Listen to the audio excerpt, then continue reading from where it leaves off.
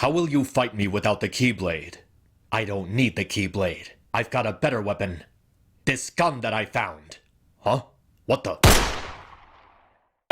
This year marks the 20th anniversary of Kingdom Hearts 2 releasing in the US, and it's a pretty celebratory occasion for fans of the series. Even after all this time, it still holds up as one of the greatest action games ever crafted. Its combat has an exhilarating pace to it while offering dozens of different tools for fighting groups of enemies, and making it an RPG with magic and combo modifications adds a lot more variety to it compared to most other games. One thing that's probably not known by a lot of fans is how one of the reasons the game is so good is that it's not exactly a continuation of the previous game's engine. Squaresoft, now called Square Enix, reinvented the combat from the ground up by using a different system from the first game. Making something from the ground up was a really risky move considering the original combat was good already, but KH2 managed to take inspiration from it while polishing the formula so brilliantly. It feels like a proper evolution to the first game's combat while also feeling like a completely different game. On my old channel I talked about this game sort of extensively before, doing so in a ranking video where it obviously made the #1 spot. But one thing I don't think I really touched upon was how it feels like the game evolves even further through the new additions made in its final mix version. After its release in Japan, an updated version of the game was released in March 2007 that included new abilities and even a new mode. Eventually it would be released internationally on PS3 and PS4 as Kingdom Hearts 2.5 HD Remix, making it the definitive way to experience the game.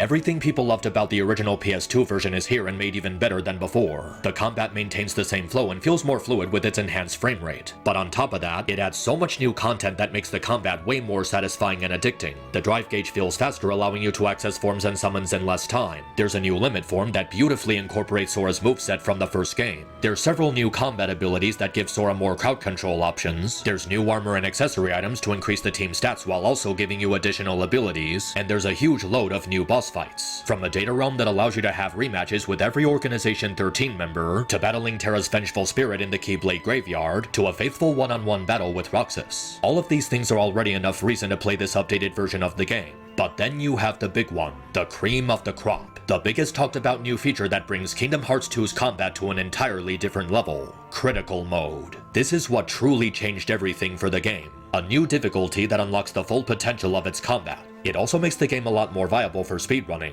requiring the player to utilize every offensive and defensive skill in the game to maximum knowledge to master it. The main appeal of this mode is that it turns Sora into a really buff glass cannon, capable of dealing large amounts of damage but also having low durability, meaning he can die in a few hits. So you have to end fights quickly with overwhelming force, using every tool and ability in your arsenal to blitz enemies before they get a chance to attack. It's a mode that makes the combat more exhilarating. You can practically melt the HP bars of entire groups of enemies in the blink of an eye, but they're also capable of doing the same thing to you if you're not careful. It's a risk and reward mechanic that adds tension to the game, making it more unpredictable and filling you with a sense of adrenaline. One minute you could be breezing through battles with ease, decimating entire armies of enemies without breaking a sweat. But then at some point, an enemy lands a single hit and you're in massive danger of dying. Now you're shifting to a defensive style where you distance yourself from enemies to heal. It's actually very unique in terms of playing the game on the highest difficulty, because it has features that even the playing field. Other games on the highest difficulty are just hard for the sake of being hard. Enemies just deal more damage while you deal less damage, so there's really no benefit to playing them.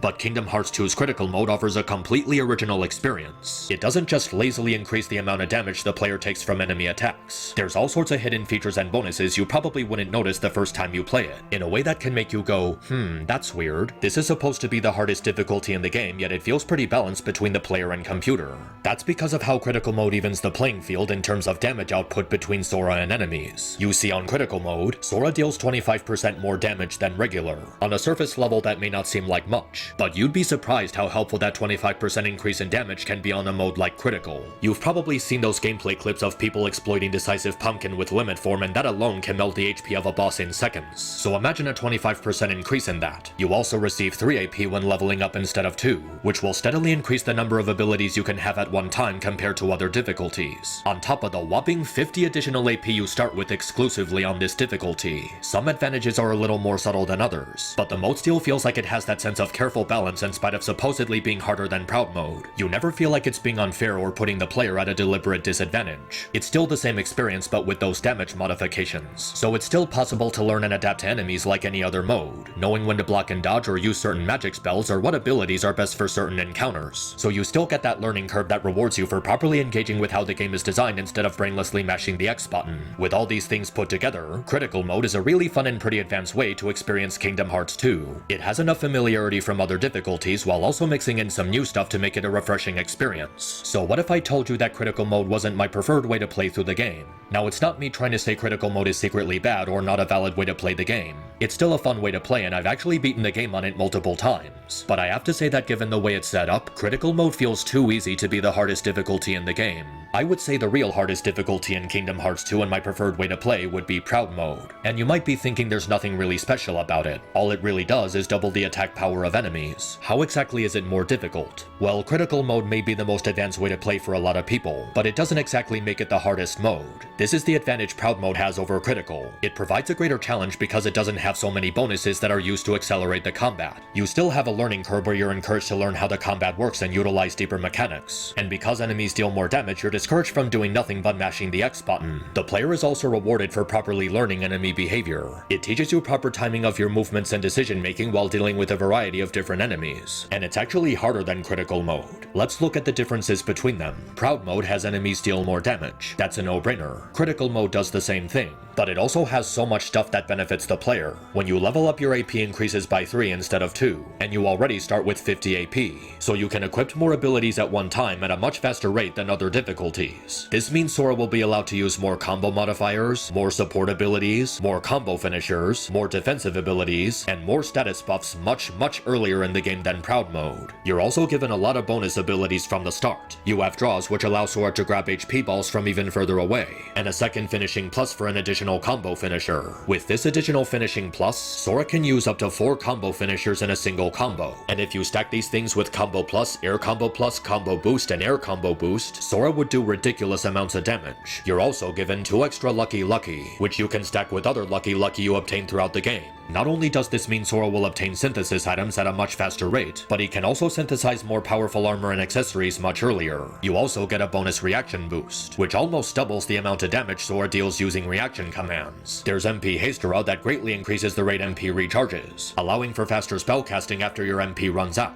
And finally, there's the 25% boost in damage the player deals that I mentioned before. Basic combos, magic spells, dry forms, summon abilities, team attacks, all of them are affected by this 25% boost. And with that 25% boost stacked with all the other stuff I went over, this makes Sora really powerful. So yeah, I would make the argument that critical mode makes the game easier in every possible way. The only thing critical mode does to make the game harder is cut Sora's HP growth in half, which practically becomes a non-issue for people who've been playing the game for so long that they've memorized enemy encounters and attack patterns. So there's plenty of things you can do to avoid getting hit or taking a lot of damage. You can also just do things to increase Sora's durability. Remember those 2 Lucky I mentioned before? You can use those to farm synthesis items much more easily, creating better armor that can increase his defense by 4 or 5 points apiece. To further show what I mean, here's 2 fights I captured against Salden. Putting these 2 clips together, you can really see how much faster the fight ended on critical mode, because of how the player can utilize all the bonus abilities and damage boost the mode provides. And I honestly really love that about Proud mode. Because you're less powerful, you're given more incentive to use caution and engage in the game's learning curve. I also feel like not multiplying Sora's damage in this mode helps to give it a more crisp pacing. In critical mode, there are times where it feels like the game is going by too fast, which is probably a result of the 25% attack boost. Kingdom Hearts 2 is one of the greatest video games ever made for a lot of people, myself included, so I want to take my time with it instead of completing it as quickly as possible. Because you're not dealing as much damage on Proud mode, it has a slower pace, which allows you to better appreciate the craft and detail that went into the game's design. It keeps everything more balanced in terms of progression.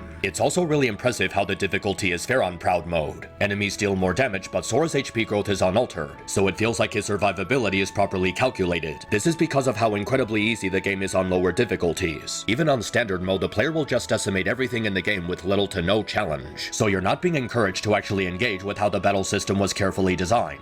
It was done that way for the player to utilize different strategies and dozens of different tools and choices. Unique enemy encounters that encourage you to switch between different tactics instead of just relying on the same thing throughout a single playthrough. You can't appreciate that on standard mode and especially beginner mode. You're not encouraged to use other tools they designed for it, which makes the battle system very linear, repetitive, and uncreative. But on Proud mode, because enemies deal more damage, you're encouraged to think of different ways to approach encounters. It's only on higher difficulties that you're able to fully utilize the expansive arsenal Sora is given throughout the game. dodging, blocking, combo modifiers tied to the square button, the different properties of magic, the different behaviors of each summon, the complexity of the drive forms, the customizable behavior of party members in the pause menu, the bonus abilities you get with each keyblade, using item synthesis to create armors and accessories, or deciding when to use a team attack. You can do these things on lower difficulties, but it just amounts to doing a lot of damage with no real drawback. The choices you make on standard or beginner mode don't really matter because you get the exact same result. It's only on proud or critical mode where the decisions start to have real weight. Alright, I used a team attack to wipe out this group of enemies, but now I don't have MP to cast magic spells. Okay, I used a drive form to wail on this boss, but now I have no teammates to back me up in case I run low on health. I could use the rumbling rose keyblade to have an additional combo finisher, but then I may deal less damage at one time because it doesn't have a combo boost or air combo boost. The choices you make suddenly have more weight to them because enemies deal more damage and Sora's HP gets cut in half. So it's not just attacking enemies aimlessly. You have to strategize and decide which tool is best for each situation. And there's actually a number of ways proud mode instills that weight better than critical mode. It doesn't give you that 25% boost in damage or all those bonus abilities and stat boosts making Sora less powerful. And the reduced HP growth on critical mode ultimately doesn't matter to more experienced players. They do a much better job memorizing enemy encounters and attack patterns so they don't have to worry about taking a lot of damage or getting hit. There's so many advantages to playing on critical mode that proud mode doesn't provide to players, which actually makes it more of a challenge. It also has a better sense of balance when you really compare the two. It feels like the amount of damage exchange between Sora and enemies is more rounded, making it not too hard but not too easy either. Because of its lack of bonus benefits and status boosts, it's a mode that gives the player more incentive to figure out how to properly experiment with the combat system's more elaborate approach to design compared to KH1. I'll still play on critical mode from time to time if I ever feel like playing the game with that more on the edge rush of power and chance taking it has, but for a more balanced and more evenly paced experience of Kingdom Hearts 2, proud mode is really the best way for me to experience the game. It actually helps me to appreciate Kingdom Hearts 2 even more than I did previously, learning about how the game was properly balanced with higher difficulties in mind. Not even Kingdom Hearts 3 was able to pull that off, where they accidentally made the player so unbalanced and powerful that the only way to properly appreciate its combat in different tools is to play it only on critical mode. Critical mode is still a fun way to play through the game, but with everything I went over in this video, I'll be playing on proud mode more often. And what better time to get back into it than the year marking Kingdom Hearts 2's 20th anniversary.